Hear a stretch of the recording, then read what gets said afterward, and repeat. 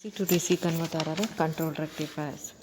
Okay, the function of the control rectifier is to convert the is to control the amount of electric energy to be delivered to the load.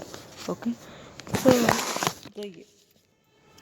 the average value of the average value or average value of the output voltage can be controlled by varying the conduction time of a thyristor or a firing angle delay alpha as shown in figure. They are also called as control converters also.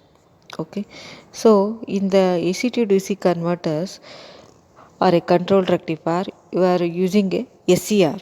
Okay, SCR is a controlled device. Okay, so in SCR having the three terminals anode, cathode and gate. Gate is the main function. It controls the output voltage delivered to the load.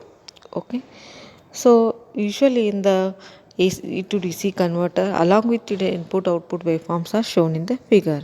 Okay, so next one, AC to AC converters are AC regulators. An AC regulator is an AC to AC converter, but its output frequency is not variable. It is same as that of the input. The input to an AC regulator is a constant voltage, constant frequency. AC means single array, three phase, and its output is a variable AC voltage. The AC output voltage can be adjusted to any desired value and can be maintained constant. That's why the name AC regulator. AC regulators are used for speed control of fans, blowers and pumps. The block diagram and input output waveform of AC regulators are shown in figure. AC regulator using a device triac. Okay, so here when the triac is on, so that time it taking the conduction. Okay, so that input output waveform you are showing in the form of that one.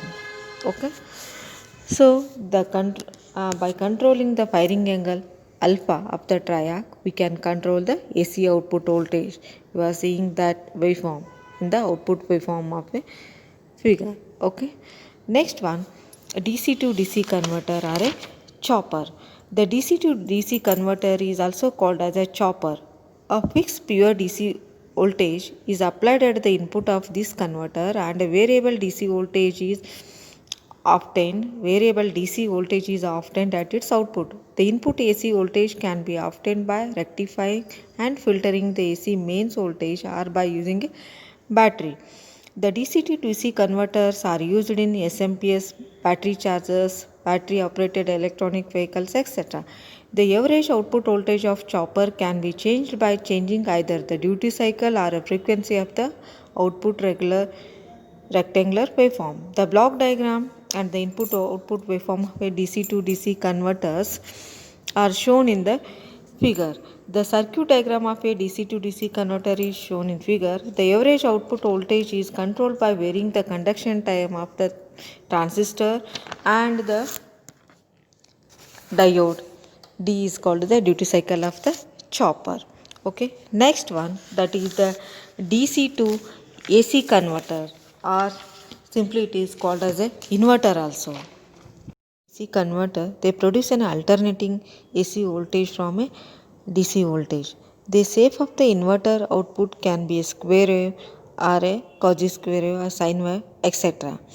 Okay. The output of the voltage can be single phase or a three phase. The output voltage and output frequency both can be variable. Special type of inverters called pulse width modulated inverters are used for applications such as UPS, AC motor controllers, etc.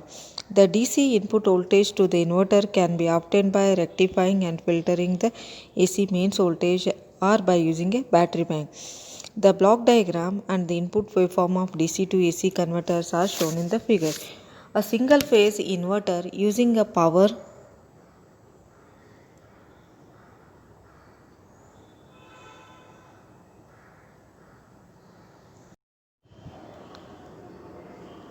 The next one, the power semiconductor device can operate as a switches. Depending on the type of the supply voltage, AC or a DC, these switches are called as a AC or a DC static switches. The term static is used because there are no moving parts associated with these switches. Okay, so next one, the next bit, that is the peripheral effect. The power converters discussed in the previous sections are based mainly on the switching of the power semiconductor devices. The effects of such switching are called as peripheral effects. Some of the peripheral effects are as follows: generation of current and voltage harmonics in the input current and the output voltage respectively, distortion of the output voltage, interference with the communication and signaling circuit. The harmonic levels on the input and output side can be reduced by introducing filters on both sides of the power converter as shown in the figure. So figure shows the generalized power converter system. The input and output parameters of the power system can be either AC or DC. To judge the quality of the waveform on the input and output side, the following factors are measured. So first one, total harmonic distortion, that is the THD, and second one is displacement factor, third one is harmonic factor, fourth one input power factor. These factors can be measured by expressing the input current and output voltage waveform in the Fourier series form. The power converters may generate the electromagnetic waves which can cause a radio frequency interference. The gating circuit may generate the erroneous signal due to the radio frequency interference, such an interference can be avoided by grounded shielding. Okay, so this is about the peripheral effect. So next class we'll going for the next bit. Okay, thank you.